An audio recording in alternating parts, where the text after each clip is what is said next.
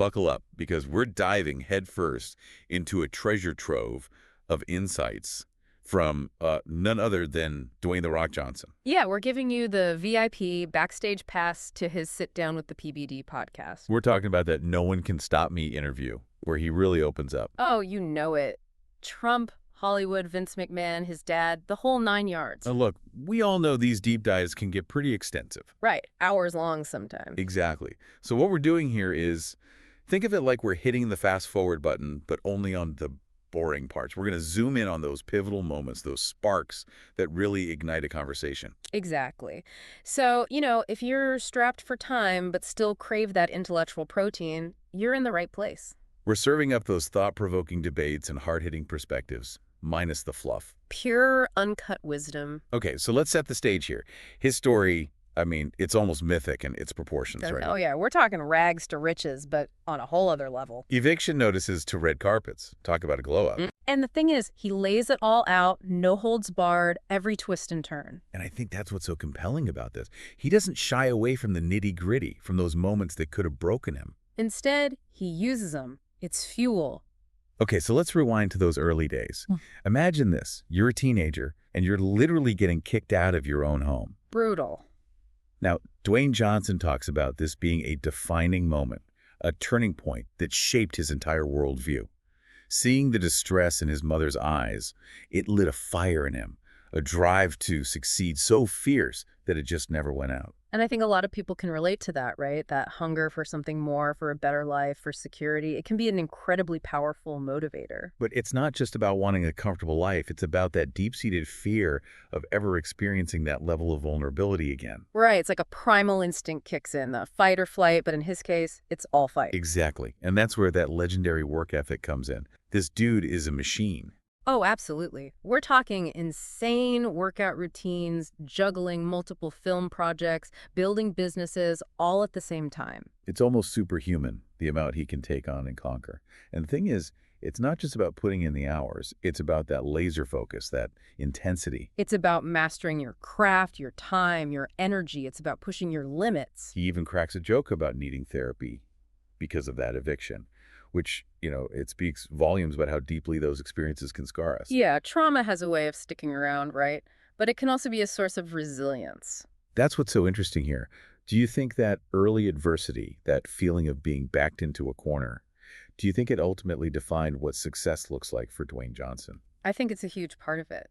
When you face that level of instability, that lack of control, Right. It makes sense that security and stability would become intrinsically linked to your definition of success. Right. It's not just about fame or fortune. It's about building something solid, something unshakable. A foundation you can always rely on. But it's not just about running from hardship. It's about striving for something better. He talks about facing those early doubts, those people who didn't believe in his vision. Like, imagine his own father, a wrestling legend himself, expressing skepticism about his aspirations in the ring. Talk about pressure. But here's the thing. It didn't deter him. It just fueled him. He channeled that doubt, that negativity, and turned it into rocket fuel. That's that inner conviction, that unyielding self-belief. And then, of course, there's Hollywood. Imagine breaking into this notoriously tough industry, only to be told to essentially erase everything that makes you you. Lose the weight, soften the image, ditch the wrestling persona. Become a generic leading man. Talk about a recipe for disaster. That classic struggle, right? Trying to fit into a mold that doesn't quite fit. Exactly. And what's so fascinating is that he actually tried it. He attempted to play by their rules. And it backfired. Big time. He talks about feeling brained, disconnected. He wasn't resonating with audiences because, well, he wasn't being himself. And that's when the light bulb went off. He realized that authenticity, being true to who he was, that was his superpower. It was a gamble, though, wasn't it? To go against the grain, to embrace the very things they told him to hide. Oh, absolutely.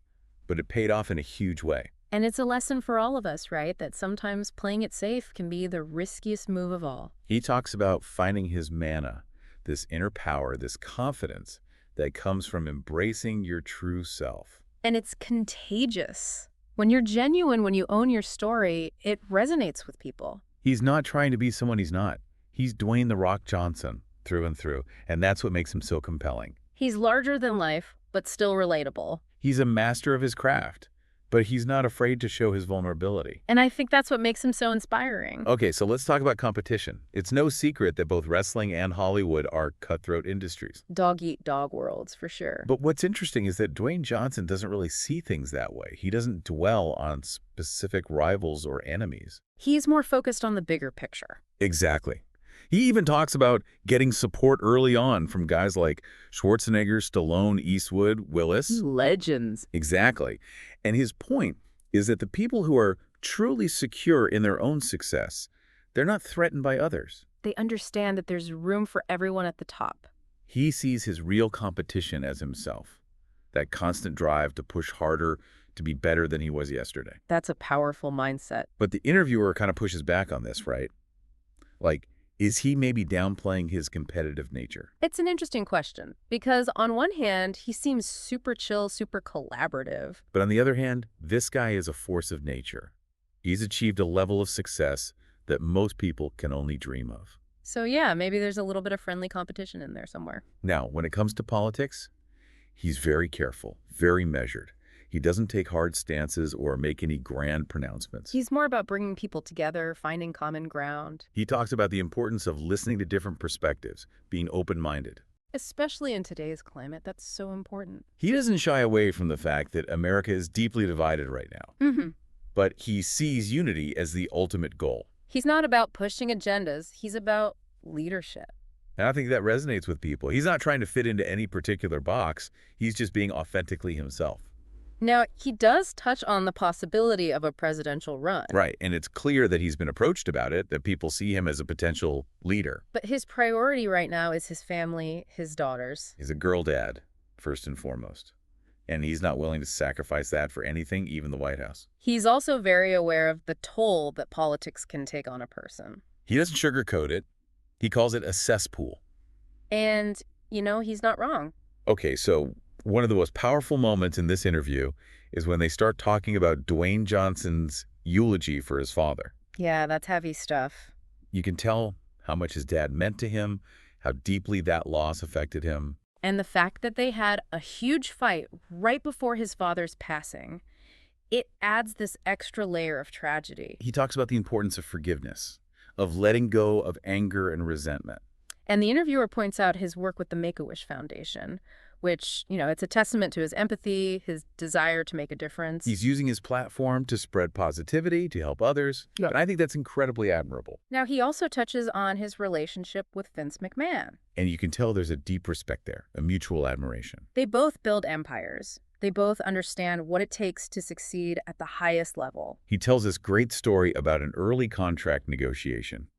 He goes in asking for double what Steve Austin was making. Bold move. But then McMahon, instead of shutting him down, he takes him under his wing, he shows him the ropes, teaches him about the business side of things. He's mentoring him. And what does Dwayne Johnson do? He actually lowers his initial ask. Because he understands the bigger picture now. But then McMahon, impressed by his willingness to learn, his business acumen, he offers him even more when he originally asked for. Wow. Talk about a win-win situation. And it shows you the power of mentorship, of investing in people. They also touch on the early days of social media. And how Dana White, the UFC president, really pushed Dwayne Johnson to embrace it. He saw the potential of connecting directly with fans.